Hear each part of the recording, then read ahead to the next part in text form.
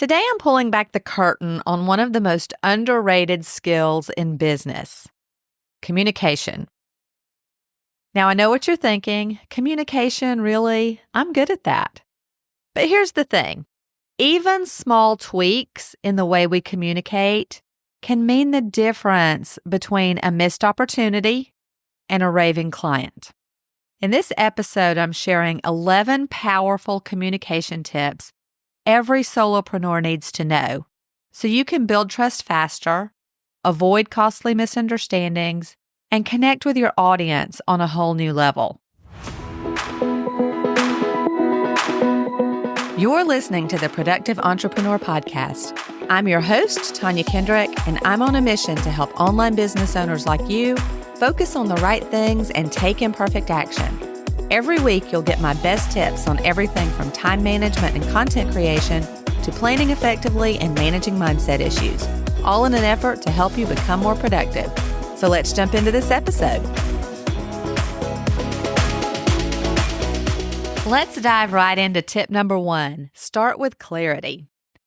Imagine you're writing an email, outlining a proposal, or even chatting with a potential client. You need to know exactly what you're trying to say. Be clear about your goal before you hit send or even open your mouth. Ask yourself, what's the main point I need to get across? And here's a pro tip. Start with a brief one-liner that summarizes your main idea before you dive into the details. This helps people understand where you're going and make sure that they're right there with you along the way. Number 2, know your audience. This one is huge. And when I say know your audience, I'm not talking about your overall target audience. I mean the audience for the specific communication. Maybe you're speaking to a loyal customer, a first-time client, or even your followers on Instagram. Think about who they are, what they need, and what questions they might have. Ask yourself, what does my audience value most? Are they looking for something quick and actionable, or are they here for the story behind the message? This helps you adjust your tone and language to match their expectations. And let me mention here that if you need help communicating with your clients via email, I have something that will help. My Client Communication Toolkit is a set of email templates specifically designed for solopreneurs. They make it quick and easy to write and respond to business emails without struggling to find the right words for different situations. I'll drop a link to it in the show notes. Tip number 3, show, don't tell. You've probably heard that before, but maybe not in a business context. But here's the thing. It's especially important in business. People need examples to connect with what you're saying.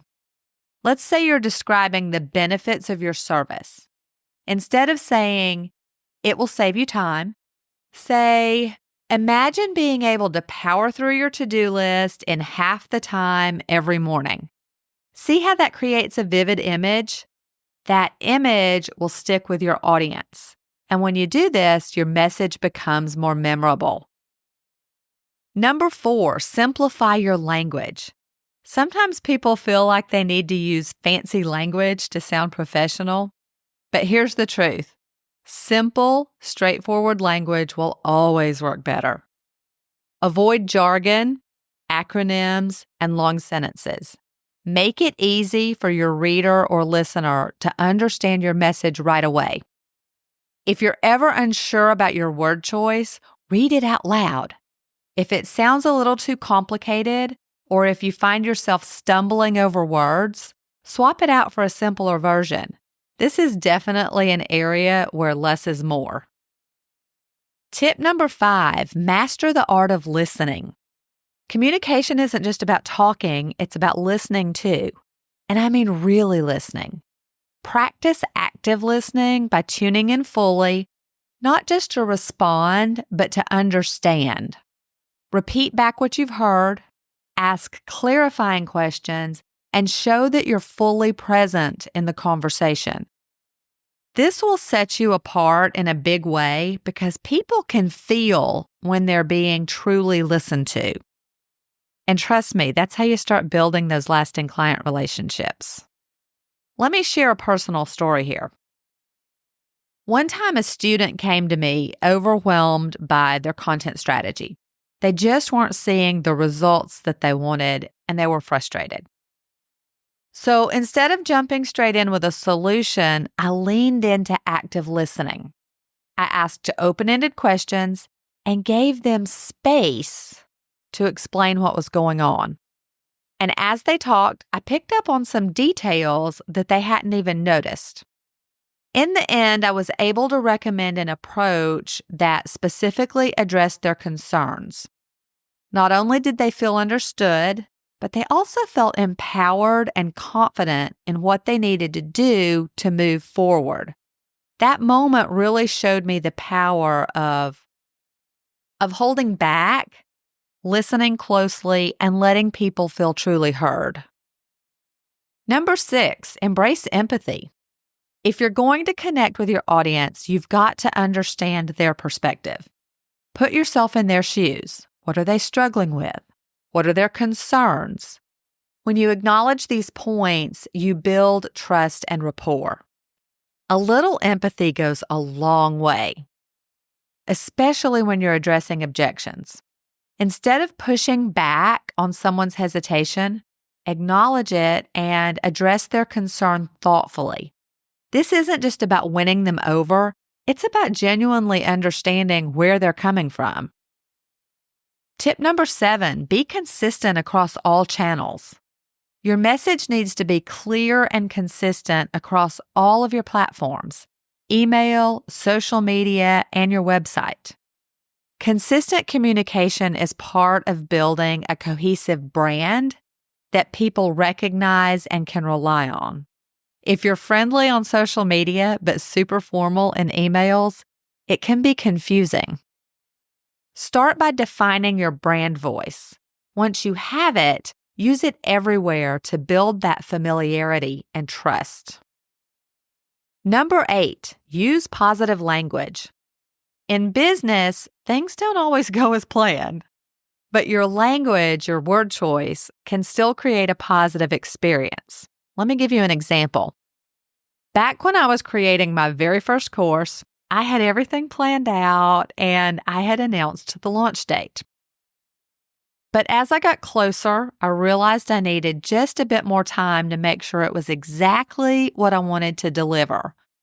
Honestly, I was probably trying to get it too perfect, but that's another story.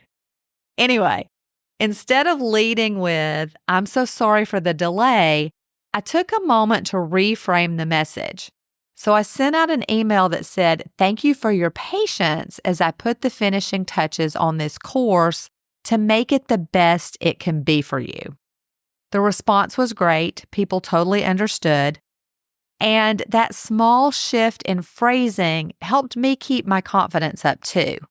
Instead of feeling like I was letting them down, I was able to focus on delivering the quality that I'd promised. Tip number 9, avoid assumptions. It's so easy to assume someone knows what we're talking about, especially when we're experts in our field. But assumptions lead to misunderstandings. So clarify, clarify, clarify. For example, if you're talking about a service you offer, spell out the details, even if they seem obvious to you. It might seem repetitive, but your clients don't know the service as well as you do, and they'll be grateful because they'll feel totally clear on what you're providing. Number 10, use stories to illustrate points. Stories create connections. They help people understand complex ideas and make your message memorable. Share your own experiences or tell client success stories that highlight the benefits of your work. For example, instead of saying, "My coaching program helps with time management," you could say, "One of my clients used to spend hours stuck in email every day. After implementing just a few of our strategies, she reclaimed 2 hours a day."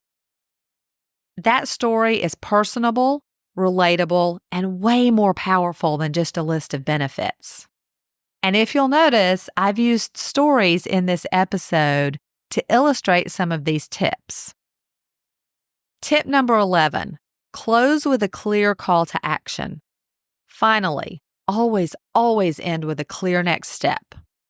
Whether it's a link to your website, a reminder to follow you on social, or a prompt to book a discovery call or sign a contract, give your audience a specific action to take. Don't leave them wondering what to do next. For example, if you're reaching out to a potential client after a meeting, you might say, "I enjoyed our conversation today. If you're interested in moving forward, let's schedule a follow-up call next week to discuss your needs further." This not only clarifies the next step, but also keeps the momentum going. Keeping it simple and direct will always lead to better engagement. All right, let's recap those 11 tips. Start with clarity, know your audience, show, don't tell, simplify your language, master the art of listening, embrace empathy, be consistent across all channels, use positive language, avoid assumptions, use stories to illustrate points, and close with a clear call to action. Before we wrap up, here's your homework. Pick one of these tips, just one, to focus on this week. Which one feels like it'll move the needle most for your business? Maybe it's clarity or consistent messaging. Whatever it is, start there. Notice how these little shifts can make a big impact on your communication.